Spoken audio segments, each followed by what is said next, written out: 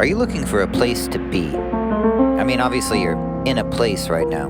Place is one of the fundamental categories of existence, at least according to Aristotle. I mean, are you looking for a place to be in community, spiritually, intellectually, virtually? Are you looking for a place to be on the internet? Do you both love and hate the internet? Do you love to express yourself and exchange ideas with immediacy, and yet also feel anguished and estranged on socials and seasick in this media sea?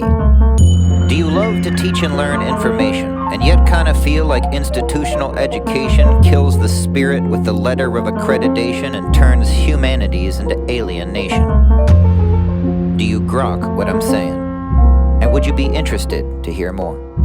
Do you have a hard time fitting into your particular discipline, profession, category? Does the map of your career path look like it was drawn by a 6-year-old? Do you resemble Calvin, not the theologian, but Calvin the 6-year-old?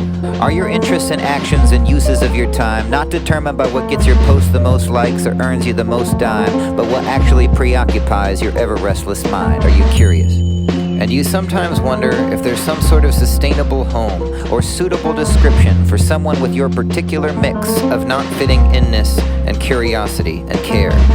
You, my friend, might be a grokkist. A what? A grokkist. Grokkist is derived from the verb grok, an expression of Martian origin. It's introduced into English by Robert Heinlein's 1961 Stranger in a Strange Land, the story of a human being raised from infancy on the planet Mars who comes to Earth as an adult with startling and highly disruptive perspectives on reality. One such perspective is the concept known as grokking.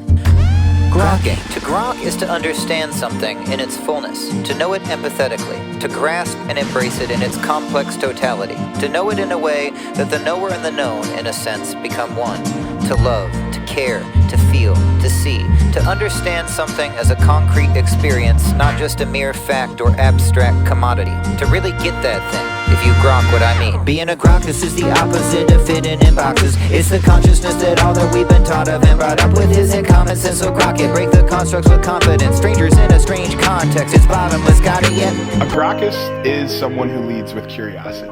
I think that is the core to being a grokkist. And I think most people, even if they're not currently leading with curiosity, do have a curious nature that might have gotten dampened down, pushed down in some way, often in childhood.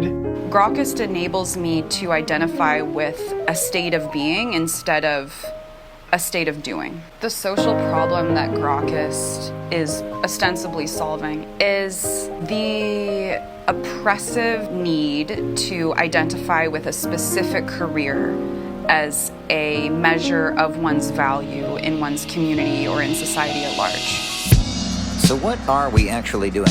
What are the real living tentacles of this conceptual groktopus? To put it frankly, it's an online community, an organic educational community network. We offer courses, symposia, and meetups on various topics and facilitate new members offering their own. If you have something, an idea, a project you care about, something you can't just cast into the virtual void, something that doesn't just belong to those in your field but belongs to your fellow humans in this relational world, grokkist is a place where those ideas can find a context, a place for those projects to be shared and take form, a home for the intentionally digitally homeless, an educational collective, and a virtual forum.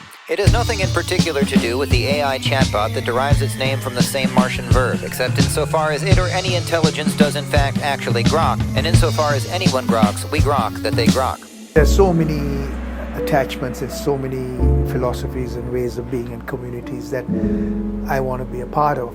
The concept of grokkist is about that openness to explore, and I love the whole notion of curiosity. What we offer, the actual offer, is not so different from what a university does or what formal education does. I think we just start from a more organic premise, and we're doing it in a more direct, honest way for a bazillionth of the price. We don't have a monopoly on curiosity and human connection. How can you build a place of belonging around the very notion that to be belonging there's no right thing or wrong thing, not for this or for that, what's with me or against me, community unshackled by the constructs of identity. We're a thing, but we're not trying to let being a thing be what the thing is. We're actually about the thing. Because if you care too much about being the one who cares, it can get in the way of caring about the ones for whom you care. So be a grokkist, or don't. Be you. Be a scholar, but don't be shackled by a school. Be social, but don't be shackled by media. And if you want, join Grokkist, and then I might be meeting you. So much stuff is trying to pitch you something and trying to convince you of something. I'm really not trying to get anyone's attention. We just do stuff. We just do the stuff. I think we're going to see a lot of these communities where people are grouping around the shared project of cultivating meaning. And it's kind of like church, but it's more organic. And I love that philosophy because there's too many people telling people what to do. The soul that's in it, that's what actually attracts people. It's just people being themselves. Each first event under Grokkist that I attend, I'm reminded again, oh, I didn't realize how alone I'd been. I didn't know that other people were so like me. Discovering that again, whatever it may be inside them, is something that we want to find. And even if it's you find it and you come to Grokkist and you find that thing that lights you up and then you never interact with us again, I'd call that a success.